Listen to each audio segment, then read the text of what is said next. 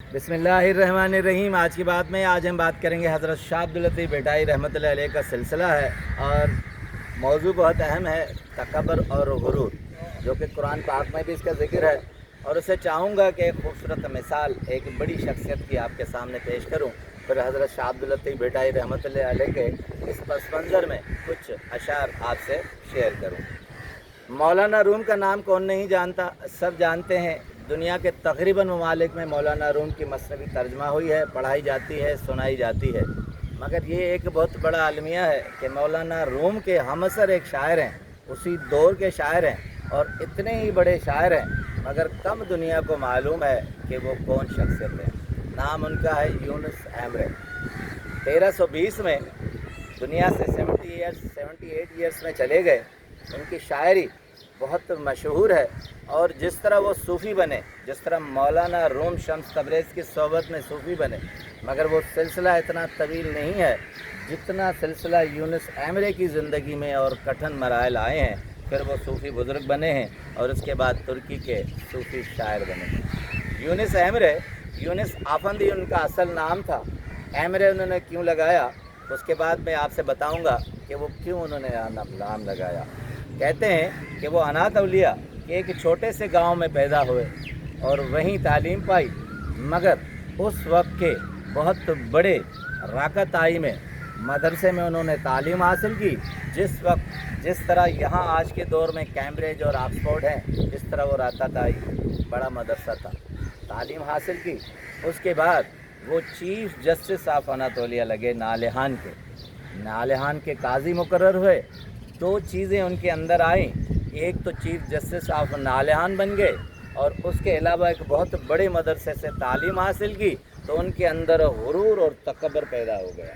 इसी गुरूर और तकब्बुर में वो लोगों से कहते थे कि जो मदरसे की तालीम है और जिस मदरसे में मैंने तालीम हासिल की, यही इल्म है जो इंसान को सब कुछ अपने आप से लवरेज कर देता है। इसी गुरूर और तकब्बुर से वो अपनी मसनद पर बैठे और गलत सलत फ़ैसले सुनाने लगे। वो कहते थे कि कोई भी मंतक और नहू नहीं है जिस तरह मेरा इल्म है, मेरे इल्म के आगे कुछ भी नहीं है। मगर कहते हैं कि नालेहान में उसके करीब अनातोलिया के एक गाँव में कहत आ पहुँचा। बहुत शदीद कहत था। उन्हें पता चला कि हाजी सुल्तान ताबकाश, उनके पास से मुझे गंदम मिलेगी। किसी ने बताया कि बहुत बड़े बुज़ुर्ग हैं और वो रहमदिल हैं, आप जाके गंदम उससे लें, क्योंकि शहर भर में कहीं भी गंदम नहीं थी।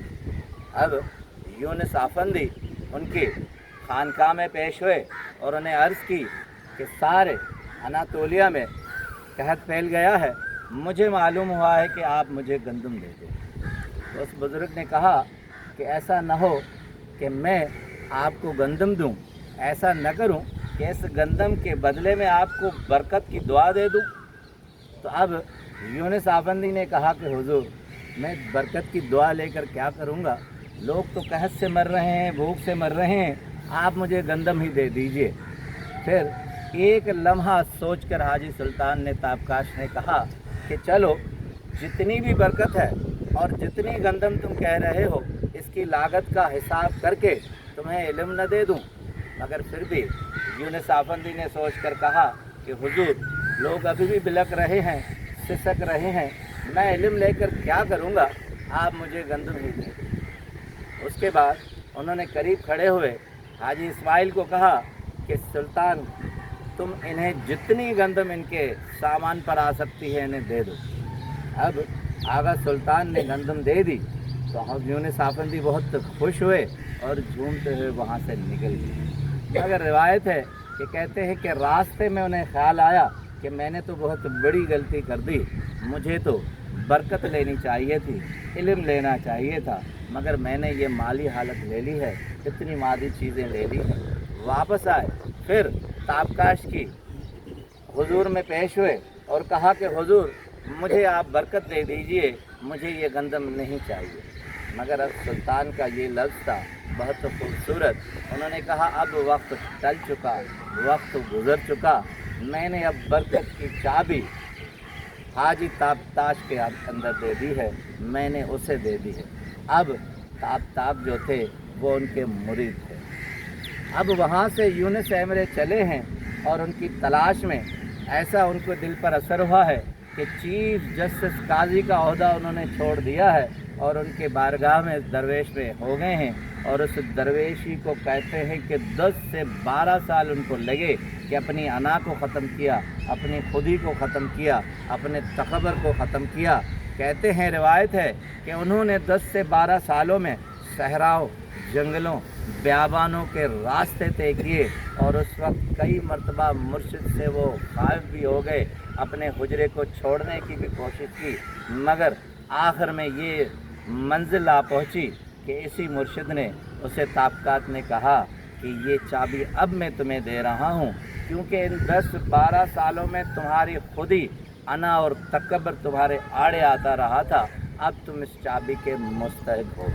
उसके बाद उन्होंने जो रूहानी शायरी की है वो तुर्किया के लोग जानते हैं और मुख्तलिफ ममालिक में कहीं कहीं तर्जुमा भी हुई है कि वो बहुत ही रूहानी शायरी थी। और इतना बड़ा मकाम मिला कि कहते हैं कि एक मरतबा मौलाना रूमी से भी मुलाकात हुई थी और उन्होंने भी उन्हें देखकर कहा था कि मुझे लगता है अगर कहीं मेरा नाम नहीं होगा तो तुम्हारा नाम लिया जाएगा।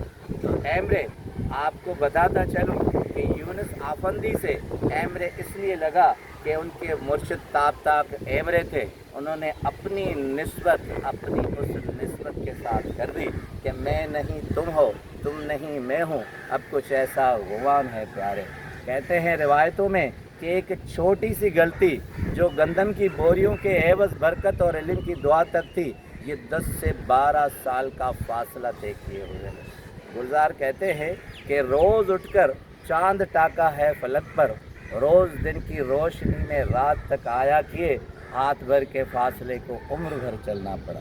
अब यही कैफियत है, यही पोजीशन है कि इस तकब्बर को कुरान पाक में कहाँ पेश किया गया है।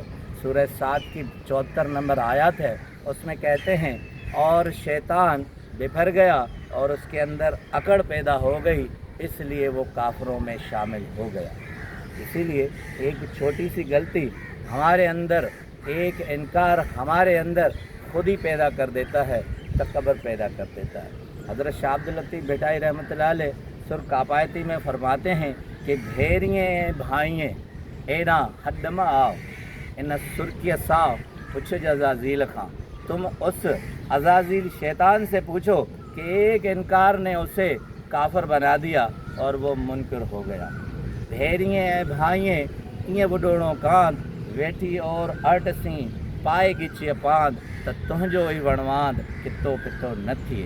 कितो वितो यानी जो तुमने ज़िंदगी में किया है, सिर्फ़ एक गलती से, अपने आप को पसंद करने से वो सब कुछ ज़ाया हो जाता है और तुम इस तकब्बर के रोशनी में ख़त्म हो जाते हो। आखिर में यूनुस एमरे की खूबसूरत कोटेशन चाहूँगा आपसे शेयर करूँ। यूनुस एमरे कहते हैं कि मैं इस मैं की ज़द में आकर आप अपने अंदर का पूरा सुकून ख़त्म कर देते हैं। शम्स तबरेज़ी की एक कोटेशन है, वो कहते हैं कि मैंने मैं की तह को निकाल कर अपने अंदर अल्लाह की मोहब्बत को डाल दिया है। फिर यही यूनुस एमरे कहते हैं कि जिस ताकत और ज़बान की तलवार पर तुम लरज़ रहे हो, यही वक्त आएगा कि ये ताकत तुम्हारे अंदर नहीं रहेगी, यही ज़बान लड़खड़ाने लगेगी, उसके बाद तुम्हारे अंदर कुछ नहीं रहेगा। इसलिए तकब्बर, गुरूर और खुदी से निकलकर अपनी ज़िंदगी और अपने आप को देखें तो मालूम होगा कि हम क्या हैं और ये खुदी ने हमें क्या कर दिया था। इस खुदी के सिवा हम कितने आजिज़ हैं और यही सुकून है, यही ज़िंदगी है। आपका बहुत बहुत शुक्रिया।